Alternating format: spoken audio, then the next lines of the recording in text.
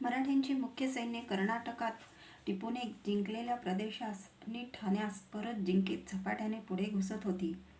इथे प्रत्यक्ष संबंध नसलेल्या त्या युद्धातील इतर घटना सोडून देऊन इतके सांगणे पुरे आहे की शेवटी सरदार पटवर्धन, फडके, बेहेरे, होळकर, भोसले प्रभृती मराठी सेनानायकांनी टिपूंच्या ठिकठिकाणच्या मुस्लिम सैन्यांना झोडपीत सहारा कर्नाटक त्यांच्या हातून छिनून घेऊन टिपूला म्हैसूरपर्यंत रेटत पक्क्या कोंडीत घेतले. त्याचवेळी टिपूच्या भयंकर अडचणीची ही संधी साधून इंग्रजही टिपूवर चालून आलेले होते. मराठ्यांच्या खड्गाचे वार जसजसे त्या टिपू सुलतानाच्या सैतानी मुस्लिम धर्मोन्मादाच्या पाठी सपासप बसू लागले, तसतसा त्या सैतानाची तो मुस्लिम धर्मोन्माद उतरू लागला. टिपूचा दम उखडून गेला आणि कोण आश्चर्य, तोच हिंदू धर्मद्वेष्टा टिपू हिंदू देवी देवतांच्या भजने गाऊ लागला. हिंदू धर्म संरक्षक मराठ्यांची मनधरणी करण्यासाठी आणि त्याच्या धर्मछळाने कावून गेलेल्या लक्षावधी हिंदू जनतेला पुन्हा आपल्या कच्छपी लावून घेण्यासाठी का होईना, पण टिपूने अकस्मात हिंदूंच्या देवालयांना देणग्या देण्यास आरंभिले. पूर्वी मुस्लिमांनी विच्छिन्न केलेल्या काही मोठमोठ्या मंदिरात नव्या मूर्तीचीही त्याने पुन्हा प्राणप्रतिष्ठा करविली. आपल्याला ह्या युद्धात यश मिळावे यास्तव टिपूने देवालयातून ब्राह्मणांकरवी प्रार्थना करवल्या. आणि ज्या ब्राह्मण वर्गाचा तो सर्वाहून अत्यंत द्वेष आणि छळ करीत असे, त्याच ब्राह्मण वर्गाला प्रसादविण्यासाठी त्याने दानदक्षिणा समारंभ करविले, अनुष्ठाने बसविले. स्वतः शंकराचार्यांचा मोठा सन्मान करून आपल्या राज्यावरचे हे संकट टळावे म्हणून आशीर्वाद मागितले आणि शंकराचार्यांनीही समारंभपूर्वक ते दिले. स्थलाभावी आणखी एकच गोष्ट सांगणे पुरे आहे की कांची क्षेत्रातील हिंदूच्या प्रख्यात देवतांच्या रथोत्सवाचे वेळी सुलतान टिपू व्यक्तिशः उपस्थित राहून रथापुढे इतर भक्तांसमवेत त्या मिरवणुकीत चालू लागला. आपल्या हाताने त्याने शोभेची दारू उडवून तो दीपोत्सव आपल्या व्ययाने साजरा केला. ज्या देवतांच्या हातात तीक्ष्ण धारीचे शत्रुघ्न खड्ग उपसलेले असते, त्या देवास दैत्यही भजू लागतात, ते असे. परंतु ना दैव ना दैत्य कोणीही त्या क्रूर कर्म्या टिपूला त्या दारुण संकटातून वाचवण्यास पुढे येऊ शकला नाही. शेवटी 2-3 स्वाऱ्यात मिळून त्याचे सारे राज्य मराठ्यांच्या आणि इंग्रजांच्या सैन्याने जिंकून घेतले. स्वतः टिपूही पुढे ठार मारला गेला. टिपूच्या राज्याची वाटणी होऊन त्यातील त्रावणकोरच्या हिंदूराजाच्या जो लहानसा भाग टिपूने हिसकावला होता, तो त्या राजास परत देण्यात आला. त्यावर त्याच हिंदू राजवंशाला पुन्हा स्थापन करण्यात आले. उरलेल्या राज्यातील काही वाटा इंग्रजांनी घेतला आणि कर्नाटक ते तुंगभद्रेपर्यंतचा टिपूने जिंकलेला सारा विस्तृत प्रदेश मराठ्यांनी आपल्या राज्यात जोडून टाकला. स्वतःस सुलतान म्हणून घेताना ज्या हिंदू राज्याचा नायनाट करण्याची प्रतिज्ञा टिपूने केली होती, ती सारी हिंदू राज्ये पुन्हा स्वस्थानी नांदू लागली. ज्या युद्धात संपूर्ण नायनाट जर कोणाचा झाला असेल, तर तो सुलतान टिपूच्या मुस्लिम राज्याचाच काय तो होय. असे राजकीय नि रणांगणीय क्षेत्रात हिंदू विजयी ठरले. पण तरीही अशा रीतीने ह्या सन 1780च्या मागच्या पुढच्या मिळून 20 वर्षात टिपूच्या नेतृत्वाखाली दक्षिणेतील मुसलमानांनी जी सामुदायिक नि सशस्त्र उठावणी केली आणि हिंदू विद्रोही अत्याचारांचा प्रलय मांडला होता, त्याचा रणांगणीय नि राजकीय क्षेत्रात त्या मुस्लिम राजसत्तेचा नि सैन्यशक्तीचा धुव्वा उडवून देण्यात हिंदू पूर्णपणे विजयी ठरले. परंतु धार्मिक नि सामाजिक क्षेत्रात मात्र ते आक्रमक मुस्लिमच विजयी ठरले.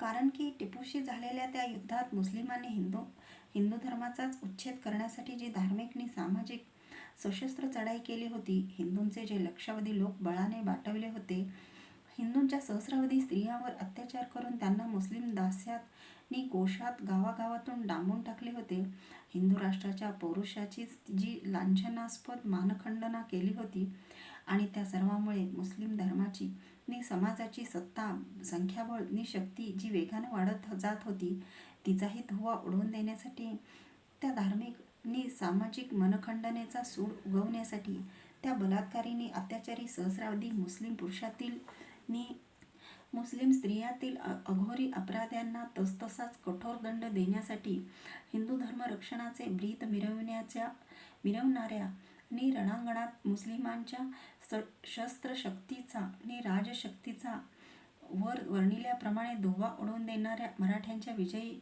वीरांनी मुस्लिमावर लागोलग एकही धार्मिक प्रत्याघात केला नाही. त्यांच्याही इस्लाम धर्मावर सशस्त्र प्रत्याक्रमण केले नाही. त्या प्रकरणी इकडची काळी तिकडे केली नाही. तसे प्रत्याक्रमण न झाल्यामुळे ते बळाने बाटवलेले उणेपुरे 2-3 लक्ष हिंदू पुरुष, स्त्रिया, बालबालिका त्या दक्षिणेतील मुसलमानी समाजाच्या कचाट्यात, दास्यात, गोशात तशाच पिचत राहिल्या. टिपूने स्थापलेली इस्लामी राजसत्ता मराठ्यांच्या प्रत्याघाताखाली चक्काचूर होऊन गेली. पण टिपूने लाखो हिंदूंवर बळाने लादलेली इस्लामी धर्मसत्ता मात्र तशा प्रत्याघाताभावी उलट भरभराटीत राहिली. ते कसे घडे तो क्रम पूर्वीच सांगितला आहे. त्या बळाने बाटवलेल्या हिंदू स्त्री पुरुषांची संतती त्यांना लगोलग शुद्ध करून न घेतल्यामुळे मुस्लिमातच मोडली जाऊन पिढीमागून पिढी त्या काळच्या त्या हिंदू धर्मशत्रूंचे संख्याबळ दक्षिण प्रांतातून सवाईदीडी दुपटीने वाढवीत चालली आणि आजन्म मुस्लिम संस्कारातच वाढल्यामुळे हिंदू धर्माची नि हिंदू राष्ट्राची कट्टर वैरी बनत गेली. ह्या बाटक्या मुस्लिमांच्या पुढील पिढ्यात स्वतः हिंदू धर्मात परत येण्याची इच्छा तर सोडाच, पण उलट इसापच्या गोष्टीतील लांड्या कोल्ह्याचीच मनोवृत्ती बळावत जाऊन उरलेल्या हिंदूंनाही आपल्याप्रमाणे बळाने बाटवून मुसलमान करणे हेच आपले धर्मकर्तव्य आहे, अशी आसुरी आकांक्षा मात्र अधिकाधिक उफाळत चालली. पण जर टिपूवरील राजकीय प्रत्याक्रमण यशस्वी होताच मराठ्यांनी मुस्लिमावर धार्मिक प्रत्याक्रमण हे लगोलग केले असते तर त्या टिपूच्या युद्धात अवघ्या 4-5 वर्षाचे पूर्वीच बळाने बाटवलेले गेलेले ते 2-3 लाख हिंदू स्त्री पुरुष नुसते या म्हणताच हिंदू धर्मामध्ये नि आपापल्या हिंदू कुटुंबात प्रेमविवल होऊन बहुश परत आले असते. अवघा 4-5 वर्षाचे पूर्वीच अंतरलेल्या त्यांच्या हिंदू धर्मावरील त्यांची भक्ती नि आसक्ती, त्यांच्या हिंदू माता, पिता, पुत्र, कन्या, आप्त, इष्ट इत्यादी प्रियजनांविषयी माया, ममता त्यांना अजून इतकी कासावीस करीत असलीच पाहिजे की त्यांची आठवण येताच त्यांच्या डोळ्यात चटकन आसवे उभी राहावी. अशा वेळीच त्या 2-3 लक्ष हिंदू बांधवांना शुद्ध करून हिंदू धर्मात परत समाविष्ट करून घेणे किती सोपे होते.